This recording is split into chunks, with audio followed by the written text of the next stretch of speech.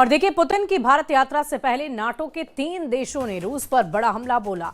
भारत में Britain, Germany, France के राजदूतों ने एक लेख लिखकर कहा कि पुतिन युद्ध रोकने के लिए गंभीर नहीं।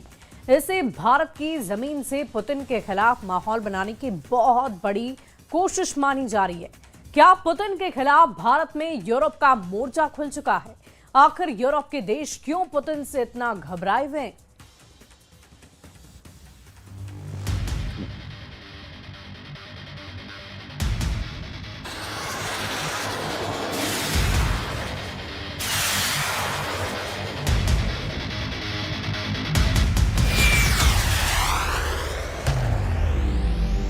पुतिन का भारत दौरा भारत के दुश्मनों की नजर में है, क्योंकि इस दौरे पर सबसे ज्यादा चर्चा हो रही है रूस के 2 बहुत ही खतरनाक हथियारों की। पहला है S-400 एयर डिफेंस सिस्टम, जिसकी नई स्क्वाड्रन पर समझौता हो सकता है, और दूसरा है रूस का सुखोई 57 लड़ाकू विमान, जिसको बेचने का ऑफर रूस की तरफ से लगातार आ रहा है। भारत और रूस की रणनीतिक साझेदारी, जिसमें हथियारों का भी तड़का है और एक दूसरे के हितों की खातिर ढाल बन जाने का जज्बा भी। भारत और रूस की दोस्ती दुनिया की हर पार्टनरशिप पर हमेशा भारी साबित हुई है, चाहे वो भारत अमेरिका के बीच के संबंध हो या फिर भारत और चीन के संबंध। जब रूस और यूक्रेन में बहुत खतरनाक युद्ध चल रहा है, इस दौरान पुतिन का देश से बाहर जाना बहुत कम हुआ है। इसकी वजह है यूक्रेन युद्ध को लेकर उनके खिलाफ जारी गिरफ्तारी वारंट, जो आईसीसी यानी अंतर्राष्ट्रीय अपराध न्यायालय ने जारी किया है। लेकिन भारत आईसीसी का सदस्य नहीं है, इसीलिए उसके वारंट को लागू करने के लिए बाध्य भी नहीं है। यूक्रेन युद्ध के बीच रूस का हर हथियार नाम कमा रहा है। रूस के ड्रोन से लेकर उसकी मिसाइल पावर तक, जिसने यूक्रेन में कोहराम मचाया हुआ है, इस वक्त नेटो के लिए बहुत बड़ा चैलेंज बने हुए हैं। लेकिन पुतिन के प्रीमियम क्लास के हथियार ऐसे हैं जिनको अब तक युद्ध में पूरी तरह नहीं उतारा गया है, और इन्हीं में 2 सबसे खास हथियार हैं, S-400 एयर डिफेंस सिस्टम और 5वीं पीढ़ी का फाइटर जेट सुखोई 57। ये दोनों हथियार इस वक्त भारत की मिलिट्री ताकत बढ़ाने के लिए तैयार हैं। दोनों ही रूस के सबसे नए और सबसे आधुनिक हथियारों में गिने जाते हैं, और ये नेटो देशों के लिए भी ऐसी पहेली बने हुए हैं जिसका जवाब वो अब तक नहीं तलाश पाए हैं।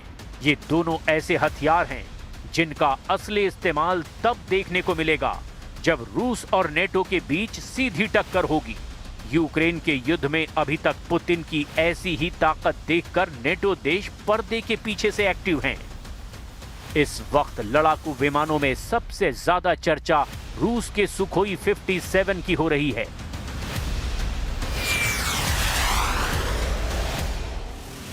अल्जीरिया को भी ये विमान सप्लाई किया जा चुका है, और वो रूस के बाद दूसरा देश है जो सुखोई 57 उड़ा रहा है। ऐसे में बड़ा सवाल ये है कि क्या भारत भी अब सुखोई 57 खरीदेगा, क्योंकि रूस की तरफ से इसे लेकर बहुत बड़ा ऑफर भारत को दिया जा चुका है। सुखोई 57 5वीं पीढ़ी का स्टेल्थ फाइटर जेट है, जो रडार की पकड़ में नहीं आता। रडार सिग्नेचर कम करने के लिए इसके एयरफ्रेम को अलग तरह से डिजाइन किया गया है। इसमें रडार तरंगों के लिए खास कोटिंग है, और इसके इंजन नोजल्स भी अलग तरह से डिजाइन किए गए हैं। इसका थ्रस्ट वेक्टर कंट्रोल इसे तीखे मोड़ लेने की खूबी देता है। ये खासियत भारत के सुखोई 30 विमान में भी है, और यही रूस के फाइटर जेट को और फुर्तीला बना देती है। इसमें सुपर क्रूज की खासियत है, यानी बिना आफ्टर बर्नर के ये सुपरसोनिक रफ्तार पर उड़ सकता है। ये समझिए कि एक्सीलरेटर का ज्यादा इस्तेमाल किए बिना ये तेज रफ्तार बनाए रखता है।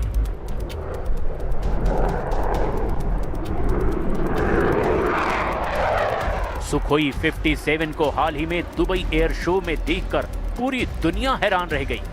इसकी उड़ान इसका फुर्तीलापन, सब कुछ ऐसा है जिसका मुकाबला अमेरिका का F-35 जेट भी नहीं कर सकता। हालांकि F-35 रूस के सुखोई 57 से बेहतर है, इसका दावा डोनाल्ड ट्रंप लगातार करते रहे हैं। दुबई एयर शो में ये विमान एक साथ एक ही हवाई अड्डे पर मौजूद थे। एयर शो में तो इनकी टक्कर पूरी दुनिया ने देखी है, लेकिन युद्ध वाले आसमान में इनका एनकाउंटर अभी तक नहीं हुआ है, क्योंकि अगर ऐसी नौबत आई तो समझ लीजिए वर्ल्ड वॉर का खतरा पैदा हो जाएगा। 14 मीटर लंबा ये जहाज 10 टन वजन के हथियार लेकर उड़ सकता है। इसकी अधिकतम रफ्तार 2600 किलोमीटर प्रति घंटा है और रिफ्यूलिंग के बाद ये 5500 किलोमीटर के दायरे में ऑपरेशन कर सकता है। दुबई एयर शो में सुखोई 57 ने अपना इंटरनल वेपन बे भी दिखाया था, जिसमें हथियार छुपा कर रखे जाते हैं ताकि रडार क्रॉस सेक्शन कम किया जा सके। भारत के लिए सुखोई 57 जैसा कोई स्टेल्थ विमान जल्दी लेना एक मजबूरी भी है, क्योंकि पाकिस्तान को चीन अपना J-31 स्टेल्थ फाइटर देने वाला है, जबकि भारत का अपना स्टेल्थ प्रोजेक्ट AMCA यानी एडवांस्ड मीडियम कॉम्बैट एयरक्राफ्ट 2025 से पहले वायुसेना में शामिल होना मुश्किल नजर आता है। पुतिन भी इस बात को जानते हैं और यही वजह है कि रूस ने भारत को ये विमान ऑफर किया है। वैसे पुतिन का ये विमान अब रूस के हर दोस्त को पेश किया जा रहा है और भारत भी इसी फहरिस्त में है।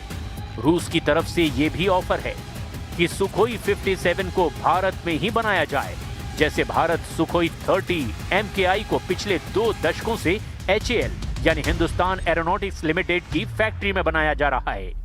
वैसे भारत के लिए सुखोई 57 जैसा ऑफर 2015 में भी था, जब FGA-FA यानी कि 5th जनरेशन फाइटर एयरक्राफ्ट वाले प्रोजेक्ट में भारत ज्वाइंट डेवलपर की हैसियत से शामिल हुआ था। लेकिन 2018 में भारत ने इस प्रोजेक्ट से हाथ खींच लिए थे।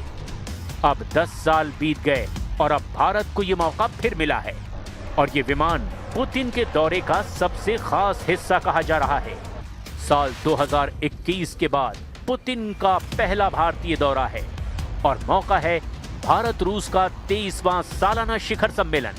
पुतिन अब तक भारत का 9 बार दौरा कर चुके हैं। ये उनका 10वां भारत दौरा है। पहली बार पुतिन साल 2000 में भारत आए, इसके बाद 2002 में भी वो भारत आए। इस दौरान भारत की कमान अटल बिहारी वाजपेयी संभाल रहे थे। पुतिन 2004 में भारत आए, वो 2007 में भी भारत आए, तब वो गणतंत्र दिवस पर देश के मेहमान थे। पुतिन 2012 में भी भारत आए थे। इस दौरान डॉक्टर मनमोहन सिंह देश के प्रधानमंत्री थे। इसके 2 साल बाद पुतिन 2014 में भारत आए। 2016 में उन्होंने गोवा में ब्रिक्स समिट में हिस्सा लिया।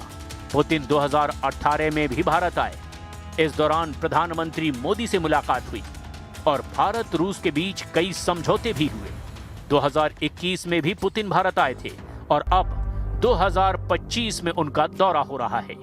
पुतिन का भारत दौरा ऐसे वक्त में हो रहा है जब यूक्रेन युद्ध चरम पर है और पुतिन और डोनाल्ड ट्रंप की बातचीत बेनतीजा रही है। अगस्त में अलास्का में हुई पुतिन ट्रंप की मीटिंग से लग रहा था कि कोई नया नतीजा सामने आ सकता है, लेकिन अब भी यूक्रेन और रूस के बीच युद्ध लगातार जारी है और पुतिन ने अब ऐसे हालात पैदा कर दिए हैं कि ज़ेलेंस्की के सामने सरेंडर के अलावा अब कोई रास्ता नहीं बचा है। इसकी वजह है पुतिन की घेराबंदी, जिसमें S-400 जैसे हथियारों की बहुत बड़ी भूमिका है। भारत रूस के बीच S-400 की 5 रेजिमेंट का सौदा हुआ था। ये डील 5 अरब 43 करोड़ डॉलर की थी। अभी भारत के पास ऐसे 3 सिस्टम आ चुके हैं, 2 2026 में आने बाकी हैं। उम्मीद है कि पुतिन के भारत दौरे पर S-400 की और यानी अतिरिक्त 3 से 5 रेजिमेंट खरीदने पर बात हो। भारत को मिला S-400 भी अब पाकिस्तान और चीन वाले 2 फ्रंट पर गेम चेंजर हथियार बन चुका है। S-400 ऐसा एयर डिफेंस सिस्टम है जो मिसाइल के खिलाफ भी कारगर है। भारत ने रूस से ऐसे सिस्टम खरीदकर पाकिस्तान की एयरफोर्स को ये एहसास दिला दिया है कि उसके लिए खतरा बहुत ज्यादा बढ़ गया है। ऑपरेशन सिंदूर में S-400 की रडार कवरेज ने इसका ट्रेलर दिखा दिया है। S-400 का रडार 450 किलोमीटर की रेंज तक दुश्मन के जहाज को ट्रैक कर सकता है। इस सिस्टम में 4 अलग अलग रेंज की मिसाइलों को दागा जा सकता है, जिनकी रेंज 40 किलोमीटर, 120 किलोमीटर और 250 किलोमीटर और 380 किलोमीटर होती है। ऑपरेशन सिंदूर में सबने देखा कि पाकिस्तान के विमान जब उसके ही एयर स्पेस में थे, तब भारत उनको आराम से ट्रैक कर पा रहा था। भारतीय सेना का दावा है कि आदमपुर में तैनात S-400 के जरिए एक पाकिस्तानी टोही विमान को 314 किलोमीटर दूर पाकिस्तान की सरहद के अंदर ही मार गिराया गया था। यानी S-400 पाकिस्तान को आज भी बहुत बुरे ख्वाब दे रहा है। इसकी गारंटी 100% है। ये ऐसा एयर डिफेंस सिस्टम है जो लड़ाकू विमानों, मिसाइलों, ड्रोन और यहां तक के स्टील तकनीक वाले टारगेट्स को भी निशाना बना सकता है और छोटी दूरी की मिसाइल को भी ये आसमान में खत्म कर सकता है। हालांकि चीन के पास भी S-400 एयर डिफेंस सिस्टम है। ऐसे में उसे लेकर भी भारतीय वायुसेना को चौकन्ना रहना पड़ेगा। भारत के पास अपने एयर डिफेंस सिस्टम आकाश और बराक भी हैं और इन सब को मिलाकर भारत में एक ऐसा नेटवर्क तैयार किया जा रहा है ताकि देश की आसमानी सरहद महफूज रहे। S-400 एयर डिफेंस सिस्टम के बारे में कहा जाता है कि एक बार कोई एरियल टारगेट इसकी जद में अगर आ गया तो उसके मारे जाने की 100% गारंटी है।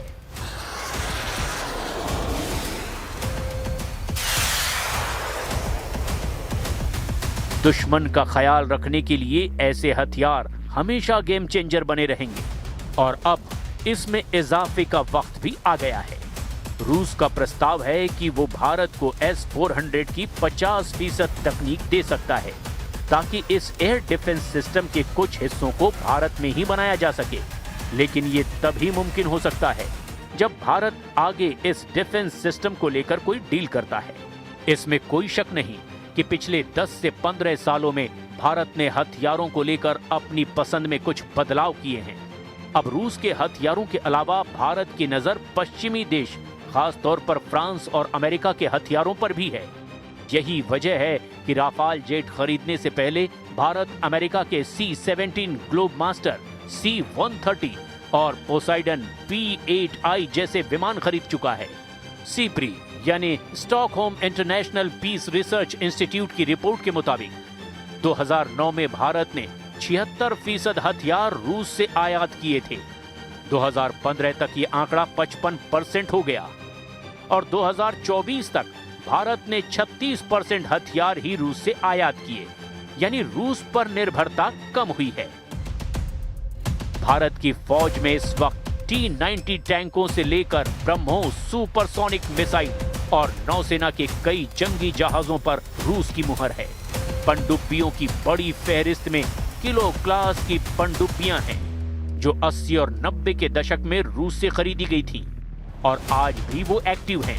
वहीं वायुसेना में 260 से ज्यादा सुखोई 30 MKI विमान हैं जो इंडियन एयरफोर्स की रीढ़ बन चुके हैं।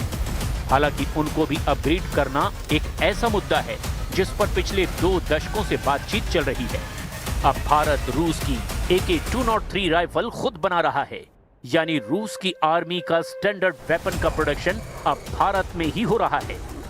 अगर ये दोनों डील होती है और इन्हें लेकर भारत की शर्तों का भी ख्याल रखा जाता है तो समझ लीजिए कि घरेलू डिफेंस इंडस्ट्री को भी काफी फायदा होगा, क्योंकि तब दुनिया के 2 सबसे खास हथियार कुछ हिस्सों में ही सही लेकिन भारत में बनने शुरू हो जाएंगे।